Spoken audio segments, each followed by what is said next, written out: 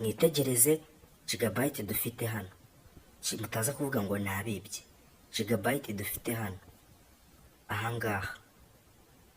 ahangaha kuri telefoni dufite gigabyte 5.5. tugiye kuzongera telefoni yacu bifite umwanya munini. So reka nagire nkusuza ukanze kuri iyi video, ni igitekerezo cyiza kuba ukanze kuri iyi video. Iyi video tugiye kwiga ukuntu wafata telefoni yawe yari isigaje umwanya mutonya ukaba wakongera gigabyte z'umwanya wa telefoni.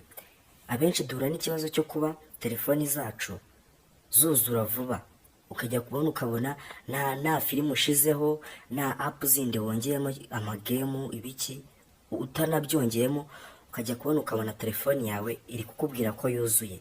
Icyo kibazo giterwa n'iki? Nta handi hantu turi bunyure, nta app turi budownloadinge, nta megabyte biri budusabe. Reka ikintu biri budusabe ni fayiro yacu.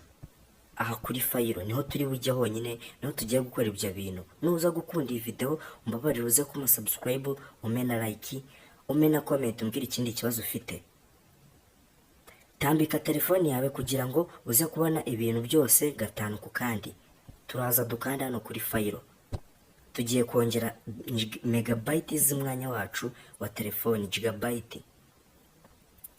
Uri kubona hano app zacu zifite gigabyte 32. Biterwa n'iki kuba imyanya y'ama app dufite, TikTok, YouTube, ama Facebook byongera umwanya? No kubera uba warayikoresheje cyane igihe kinini. Ntabwo turi buyisibe, ahubwo ikintu tugiye gukora ugiye kukibona, wikihutira guhita ukuramo video ngo ndabimenye. Nta kintu uramenya, reka utaza kwangiza account yawe. Muri kubona hano muri video dufite gigabyte 5.5. So uraza ukanda hano kuri app. Aha tugiye gufata telefoni zacu tuzongerere umwanya, zireke. Uri kubona hano nkabona gutya, uri kubona hano kuri no app dukoresha yo ifite megabyte 94. N'izindi uri kubona noneho nka hano icyo bita WhatsApp. Reba nk'izi gigabyte bifite, kandi tuba twari downloadinze batubwira ko ifite wenda nka gigabyte 1. Izi zose turazikuraho ahangaha ko muri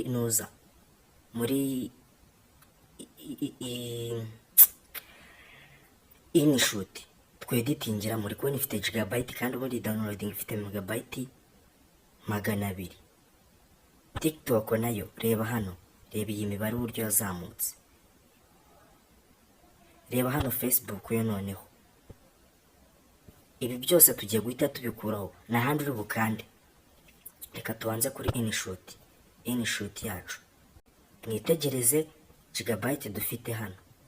Mutaza kuvuga ngo nabibye. Gigabyte dufite hano ahangaha kuri telefoni dufite gigabyte 5.5. tugiye kuzongera telefoni yacu bifite umwanya munini. Izi app ikintu ugiye kuzikorera, nugikora ntabwo biri butume telefoni yawe, ntabwo biri tumenye app imera nka wisibye. Oya da. Na handi urakanda, uraza ukande kuri utu turongo dutatu, uraza uhakande. Ukimara kuhakanda uraza ukanda hano kuri app info aho ngaho, uraza ukandeho. Ukihakanda barahita baguhingutsamo hano. Ahangaha urahita uza ukanda hano handitse storage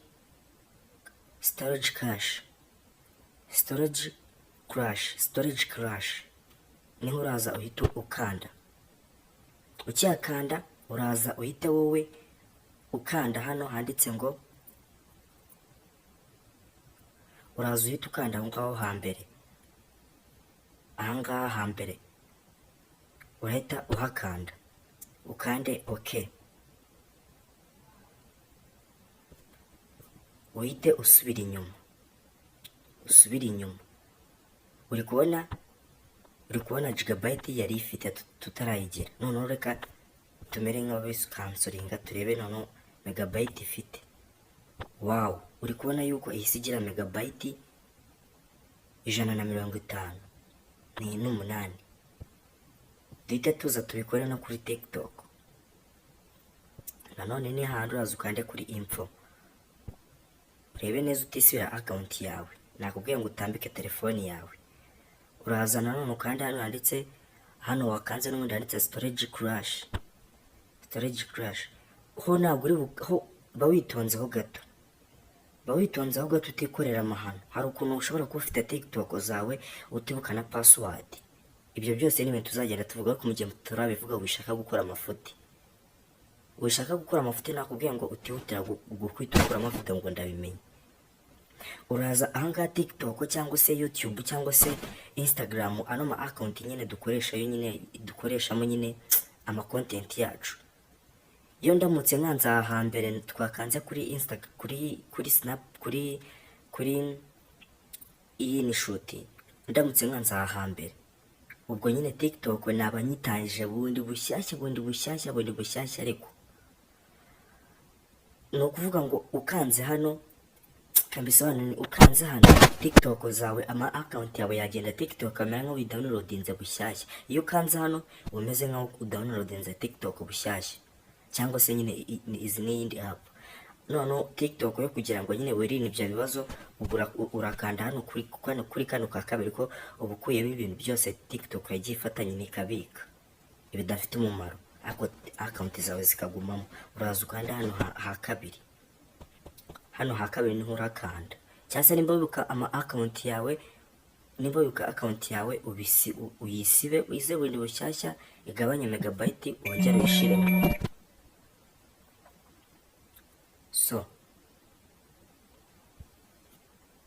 murihanganaho gato. Uri kubona TikTok yacu ngira ngo yari ifite megabyte 300. Murihanganaho gato, ngira ngo yari ifite megabyte 300. Dore izo yari ifite, cyangwa se ntabwo arizo, reka tugire gutya turebe. Yari ifite megabyte 30, ubwo havuyeho nkeya. None urazo na hano kuri Facebook. Ubwo byose ni kuragenda ubikora. Aya ma account nababwiye yuko dukoresha ama content. Iyo ukanze hano kuri nuza, iyo ukanze hano kuri ku kambere TikTok yawe ubuyisibye, ariko hano ubona kuri Facebook aho tuguti manager space. Ubwo hano ukanze kuri manager space bahita bakujyana muri nuza yawe, ugasiba ibintu birimo udashaka yagiye ibika, ukisubira nyine ibyo ushaka. Ariko uraza ukanda hano ku ka kabiri. Twebwe turi gushaka kugabanya umwanya tudagiye mu bintu by'ibibazo. Uri kubona ko ihise igira 394 kandi yari ifite 450. Uhita uza ukanda hano no kuri nuza yacu. Ukimara kuhakanda naho uzuge hano. Naho uri kubona ko bari kukubwira, naho uri kubona ko bari kukuguti manager nyine space. Uhari ukukanda naho ku ka kabiri. Cyase nimba ufitemo ibintu yagiye ibika udashaka, ugiye uhakande barakwereka nyine ibintu si udashaka. So rero n'izindi zose ni kuragenda ubikandaho ubikuraho n'aya magame yose n'amanuza nyine app yose ufite. Uri kubona na hano katuze kuri nuza kuri YouTube, nayo urakanda hano ku turongo dutatu, ukanda hano kuri app info, uhita uza ukande naho hano kuri nuza. Uri kubona ko nayo uramutse ukanze hano ku kambere nayo wayisiba, ubwo account zawe zikagenda. Ariko urakanda ku ka kabiri. Twabonye ko yari ifite gigabyte 4. Katurebe none ihise none igira igabanyutseho nayo. ubwo nyine n'izindi ni ukuragenda reka dusubire inyuma turebe niba ibyo twakoraga byakunze yongereye umwanya. So uri kubona yuko hano dukuyemo gigabyte imwe, ariko kubera zose tutazikozeho kurumva byatwara umwanya munini, ariko wowe zose nugenda uzikoraho kuriya nakubwiye urageraho zigabanya umwanya. So noneho hano kuri nuza hano ku mwanya wacu ahangaha twari dufite gigabyte 5.5, kubona ko zabaye 6.7 yayiyongeremo. noneho akandi kantu urahita uza hano kuri utu turongo dutatu twa hano kuri uru ruhande udukandeho, uze hano kuri trash. Hano hari ibintu biba birimo hano. ushobora kuba hari ibyo ushaka kugarura, ushobora kuba ushaka no kubisiba byose. Niba ushaka kubisiba byose urakanda kuri aka kantu ako ngako, ukigakanda uri kubona ko zose nzishizeho nyine nzikanzeho nyine zose icyarimwe. ubwo urahita uzamura ukande kuri tarashi zose zihite zigenda, cyangwa se nimba hari n'izo ugarura, ubwo nimba ushaka kuzigarura cyangwa se nimba ushaka kugira izo ugarura uzajya uhita ukanda hano,